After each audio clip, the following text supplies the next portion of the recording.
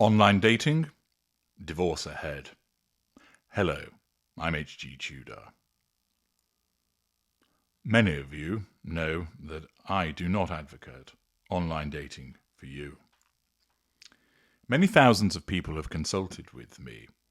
They do so because they want my expert input to help them make sense of an entanglement with a narcissist, sometimes more than one.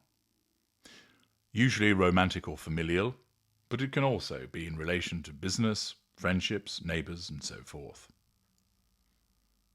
It's frequently the case that having assisted someone in their extraction from a narcissist and then the maintenance of their no-contact regime, I then assist them with regard to looking for a new partner.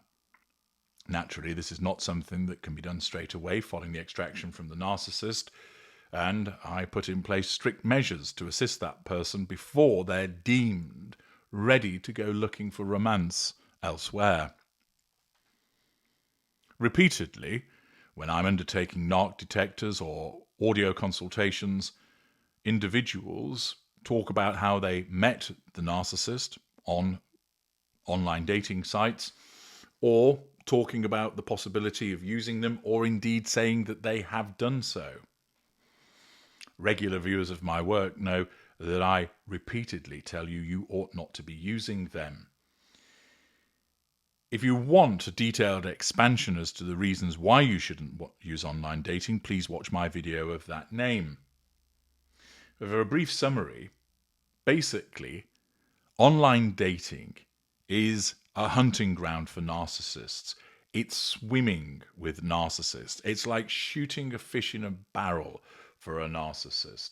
Secondly, even if you're not involved with narcissists, it's full of time wasters.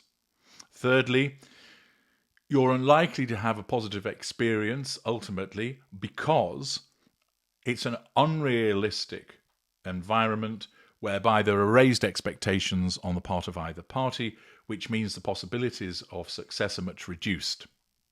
Fourthly, it's actually an unnatural way to meet people. Human beings have not evolved to form romantic attachments this way.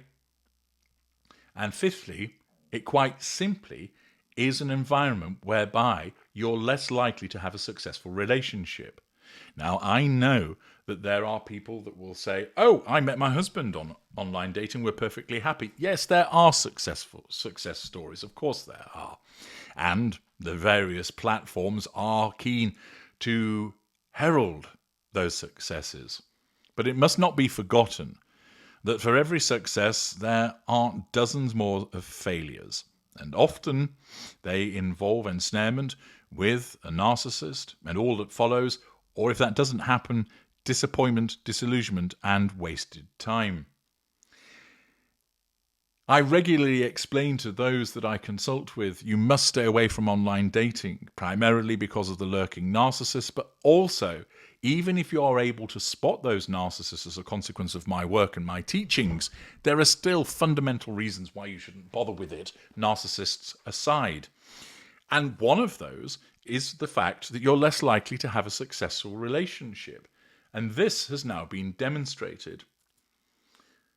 The Times reports the perils of online dating can be neatly summarized by the misfortunes of the man who started it all.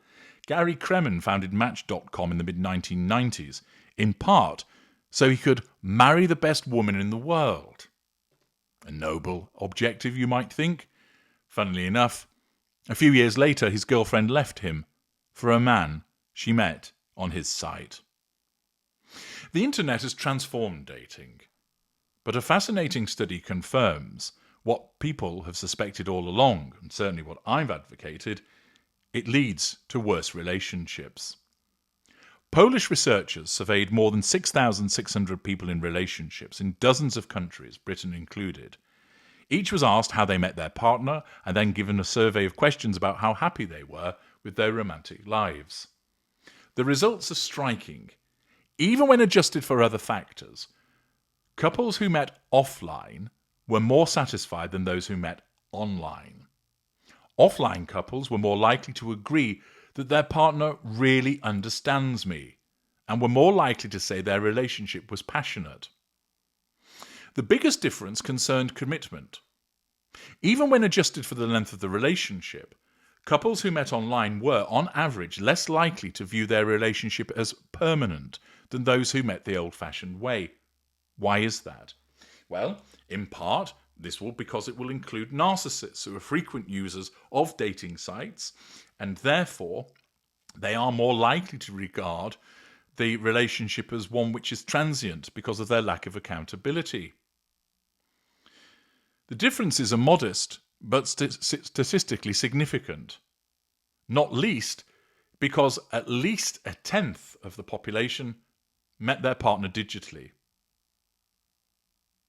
Like Kremen, the early years of online dating are filled with optimism. Match began life as a digital equivalent of classified ads in newspapers. It was targeted at the affluent, online-friendly target segment of unmarried 25 to 49-year-olds. It was assumed that 18 to 24-year-olds would just keep meeting in bars. Note that it was targeted at the affluent, because another aspect of all of this, which I repeatedly explain to my clients, is online dating isn't about finding love, it's about making money.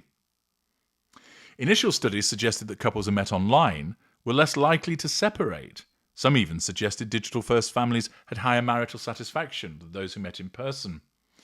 The theory, back then, was that the internet offered access to a vast pool of potential partners, meaning you could be more selective.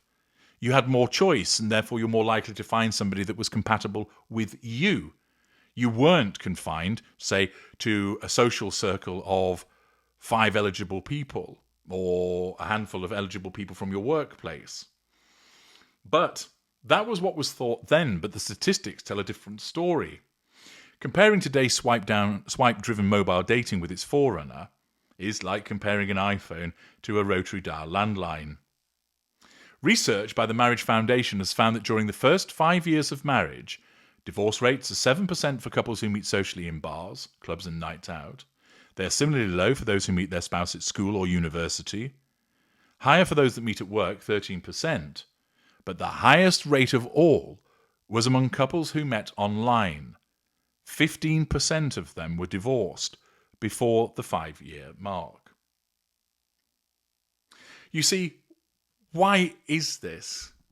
Well, a very important aspect of meeting somebody in the flesh rather than online is the ability to actually know who that person is, which includes social bonds. Invariably, that person that you met through a family connection, no, I'm not talking about incest, get your minds out of the gutter, but people that met through friendship groups, potentially also, say, through a club or a shared interest, or someone that they met repeatedly walking the dog, they are more likely to have shared connections. There's something there before it became a romantic relationship. But for those that meet online, it's in effect operating in a vacuum. Yes, you may say with your preferences that you've got similar choices, but that's not always accurate. But you also don't have the social cohesion because the friendships have to be built from scratch.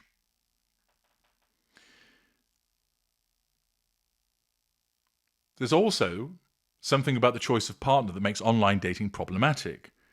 You see, I've long explained that offline relationships occur in a context. So, for instance, a geographical one, similar passions, favourite subjects, or vocations. People who work in the same industry have been shown to have higher collective well-being. As boring as it sounds, homogamy, getting together with people of similar context to us, is good for relationships, which means meeting people through life rather than online means you're more likely to have the context, and get together with a person that has a similar context to yourself is most likely to be leading to a better relationship. The other aspect, of course, is choice overload. In 2016, researchers split a group of US single people into 2 groups. In one, the online daters were given a pool of 24 candidates to pick from. In the other, they had to choose between 6. Those with more choice were less happy with their pick a week later and were more likely to want to change it. The choice overload has profound consequences. The share of people aged 25 to 34 in relationships has been falling in Britain since 2010. Reduced levels of coupling made it harder to afford homes and have children. Interestingly, according to Ofcom, all four of Britain's biggest dating apps, Tinder, Hinge, Bumble and Grindr, had a decline in users between 2023 and 2024 after steady rises up to and including the pandemic. The fact is that with online dating, you're more likely to end up in divorce because you're more likely to end up being ensnared by a narcissist because narcissists use them as hunting grounds. You're more likely to end up with time wasters beforehand. I mean, you don't actually get into a relationship. But where you do enter into a relationship with someone, you haven't got the ties that bind in the same way as you would have if you met them naturally. And therefore, this is yet another reason to add to the many that I've explained previously, paramount of which is the involvement of narcissists. You ought not to use online dating. I'm H.G. Tudor. Thank you for listening.